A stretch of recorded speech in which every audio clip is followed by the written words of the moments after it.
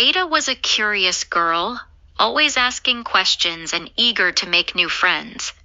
She lived in a small but bustling neighborhood where everyone knew each other. Her mother often told her, "Never talk to strangers, Ada. Not everyone who smiles is your friend." But Ada was a trusting child. She liked to talk to people, and she had a big heart. So, when she saw the man standing at the corner of the street smiling at her, she didn't think twice. He was tall, with glasses and a friendly smile. He was standing by a fruit cart, and he waved at her. "Hello, Ada," he said. Ada looked around. She didn't recognize him, but his voice was warm. "How do you know my name?" she asked, puzzled. "I see you playing with your friends every day. You're very friendly and kind," the man replied with a grin. Ada smiled back, feeling good about herself. He continued, "I have some delicious oranges here. Would you like one?" Ada's eyes lit up. She loved oranges. Her mother usually didn't allow her to take food from strangers, but this man seemed nice. "No, thank you," Ada said politely. "I should go home now." The man looked disappointed but smiled again. "All right. Maybe next time. Be safe, Ada, and remember, you're very special." Ada waved and ran home, thinking nothing of the encounter.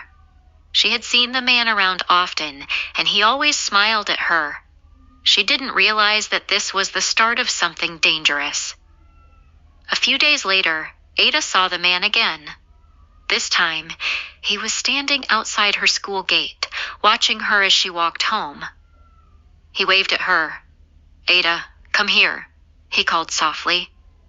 Ada hesitated, remembering what her mother had said, but then she remembered how kind he seemed. She walked over. "Hello again," the man said. "I've been thinking about how much you like oranges. I have a whole basket here. I'd love to share some with you." Ada smiled, grateful for the gesture. She had never seen anyone offer so much for free, and the man's kindness made her feel safe. She looked around but didn't see anyone she knew. "No, thank you," she said politely. "My mummy says I shouldn't take things from strangers." The man smiled again. "But I'm not a stranger.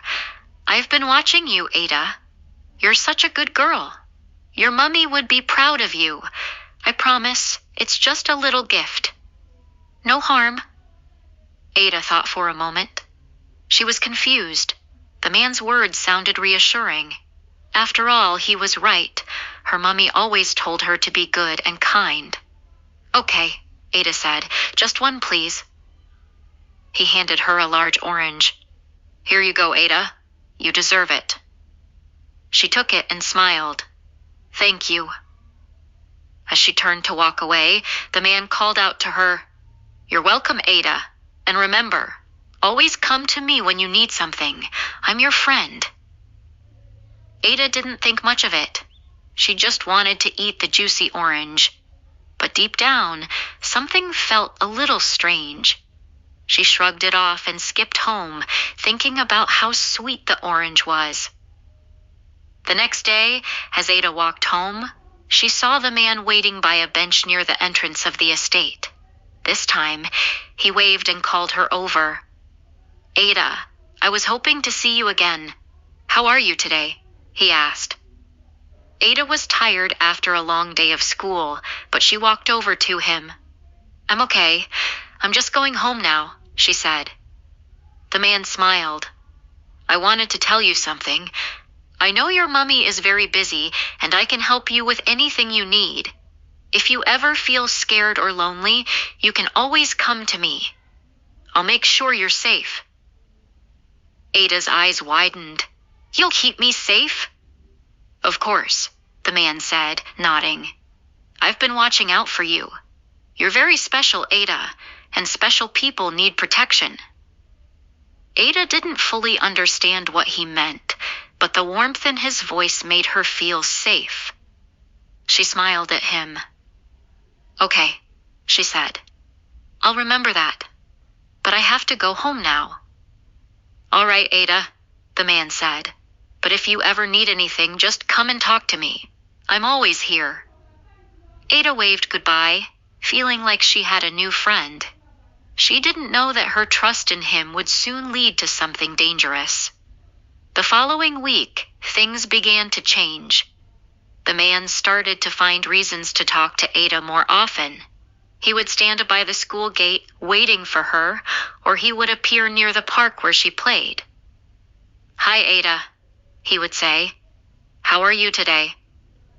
At first, Ada was happy to see him. He was always kind, always smiling, but soon he began asking questions that made Ada feel a little uncomfortable. "Do you have any friends, Ada?" he asked one day. "Of course, I have plenty of friends," Ada replied. The man nodded. "But do they really care about you? Do they treat you like you deserve?" Ada felt confused. She had friends at school, but no one had ever asked her if they cared about her like that. "No, I think they do," she said, unsure. The man smiled. "Good. But remember, if you ever feel lonely, I'm always here to talk." It wasn't long before Ada found herself spending more time with the man. He was always so kind and made her feel special, like she mattered. But there was a small voice in her head that told her something wasn't right. One afternoon, while playing in the park, the man appeared again. This time, he asked her to follow him. "Let's go get some ice cream," he said. "It's a special treat just for you." Ada felt nervous. Her mother always told her not to go anywhere with strangers, but the man had been so kind to her. He promised he would always protect her. "Okay," Ada said, her heart racing.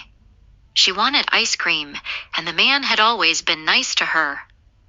But as they walked down the street, Ada began to feel uneasy. Something wasn't right. She wanted to turn back, but she didn't know how. As they walked, Ada began to notice that the street was getting quieter. There were fewer people around, and the houses looked strange. The man led her to an alley where there were no cars and no one to help her. Suddenly, Ada stopped. "I want to go home," she said, her voice shaking. The man turned and smiled, but it wasn't the same friendly smile he always gave her. It looked cold now. "No, Ada," he said softly. "You don't need to go home yet. Stay with me." Ada felt a chill run down her spine. She knew this wasn't right.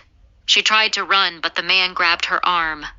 "You're not going anywhere," he said, his grip tightening. Ada struggled and screamed, but no one could hear her. The man's grip was too strong. She felt tears fill her eyes, her heart racing in fear. Just as Ada felt trapped, a car drove by. The driver saw what was happening and stopped. The man let go of Ada and quickly ran away. The driver, a woman, quickly got out of the car and rushed over to Ada. "Are you okay?" the woman asked. Ada nodded through her tears. The woman called the police, and soon Ada's mother arrived. She hugged Ada tightly, sobbing with relief. "I'm so sorry, Ada," her mother whispered. "I should have protected you better. I should have never let you go alone." That night, as Ada lay in bed, her mother sat beside her and held her hand. "Never trust people you don't really know," her mother said gently. "Even if they seem kind, they can hurt you." Ada nodded. She understood now. The man's kindness had been a trap. He had used it to get close to her, and she had almost fallen for it. From that day forward, Ada never went anywhere with strangers, no matter how friendly they seemed, and her mother taught her how to be safe, how to trust her instincts, and how to always ask for help if she felt unsure. Ada grew up learning to trust herself more than anyone else. She knew that it was okay to say no, even if someone made her feel guilty. She learned how to stay safe and always speak up when something didn't feel right. Her mother's voice stayed with her. Trust your instincts, Ada. They will never lie to you.